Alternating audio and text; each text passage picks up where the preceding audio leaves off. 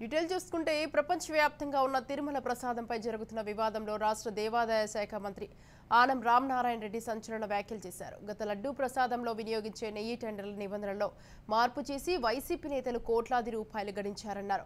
ఒక ఎన్నికలో బాబాయిని హత్య చేసి వాడుకున్నారని, మరోసారి హిందువుల మనోభావాలు దెబ్బతీసే నెయ్యి కొనుగోలు గోల్మాల్లో చేశారన్నారు. ఇక జగన్మోహన్ రెడ్డిని ఆ భగవంతుడే శిక్షిస్తాడని అన్నారు.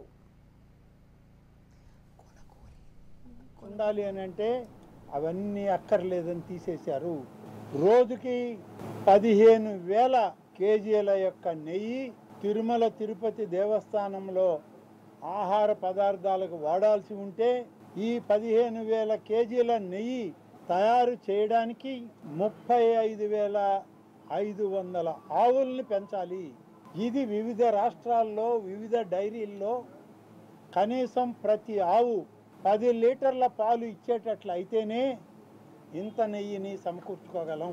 ఇవన్నీ లెక్కలు ఉంటే వీటన్నిటినీ పక్కన పెట్టి గతంలో అన్ని ప్రభుత్వాల్లో ముఖ్యంగా చంద్రబాబు నాయుడు గారు ముఖ్యమంత్రిగా ఉన్నప్పుడు జరిగినటువంటి టెండర్ పద్ధతుల్లో మార్పులు తీసుకొచ్చి ఏ అనుభవం అక్కర్లేదు, ఎవరు సర్టిఫికేట్ అక్కర్లేదు, ఎవడు తెచ్చినా తయారు చేసి ఇచ్చేయండి అనేటువంటి విధానం. అదేవిధంగా ఆ విధానాలకి లోబడి దేవదేవుని యొక్క భక్తుల్ని దోచుకోవడానికి తయారై అనేక సంవత్సరాల నుంచి ఈ దోపిడీకి పని చేసినటువంటి ప్రభుత్వం వైఎస్ఆర్ కాంగ్రెస్ పార్టీ, జగన్మోహన్ రెడ్డి గారి ప్రభుత్వం.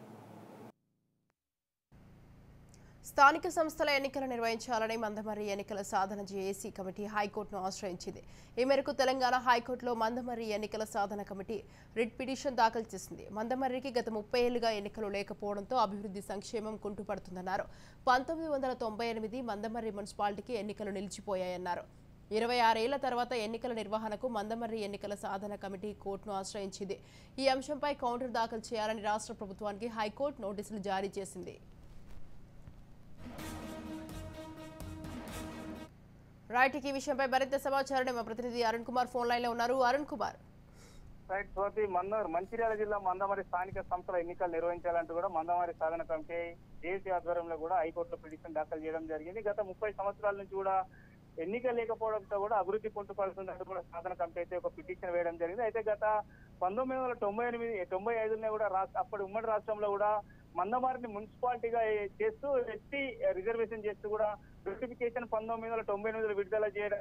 అయితే ఈ నేపథ్యంలోనే 170 యాక్ట్ ఉండడంతో పాటు అక్కడ ఎస్టీలు ఎక్కువ ఉన్న నేపథ్యంలో ఎస్టీలకు ఎట్లా రిజర్వేషన్ కల్పిస్తారంటూ కూడా అప్పటి మందమారి మాజీ సర్పంచ్ మద్ది రామచంద్ర అనేటువంటి వ్యక్తి ఆ కోర్టును ఆశ్రయించడం జరిగింది. అప్పుడు ఆ కోర్టు కూడా ఎన్నికలను కూడా నిలిపివేస్తూ కూడా ఈ నేపథ్యంలో అప్పటి నుంచి ఇప్పటి వరకు కూడా ఏదైతే మందమారి మున్సిపాలిటీకి అయితే ఎన్నికలు జరిగేటువంటి పరిస్థితి లేదు. ప్రతిసారి కూడా ప్రభుత్వాలు ఎన్నికలు ఇస్తామని చెప్పినప్పటికీ కూడా ఏ ప్రభుత్వం కూడా ఇప్పటి వరకు కూడా ఎన్నికలు అయితే నిర్వహించలేదు. దాంతో కూడా అభివృద్ధి కుంటుపడుతుంది, అభివృద్ధి జరగడం లేదంటూ కూడా సాధన కమిటీ అయితే కోర్టును ఆశ్రయించింది. ఈ నేపథ్యంలోనే ఏదైతే రాష్ట్ర ప్రభుత్వాన్ని కూడా హైకోర్టు కూడా పిటిషన్ ఏదైతే నోటీసులు జారీ చేసింది, దీనిపై కూడా కౌంటర్ దాఖలు చేయాలంటూ కూడా నోటీసులో పేర్కోవడం జరిగింది. ఏదేమైనప్పటికీ కూడా 26 ఏళ్ల తర్వాత కూడా కోర్టును ఏదైతే సాధన కమిటీ మందమారి మున్సిపాలిటీ ఎన్నికలు నిర్వహించాలని సాధన కమిటీ కోర్టును ఆశ్రయించడం అయితే కొంత కలకలం రేపుతున్నటువంటి పరిస్థితి.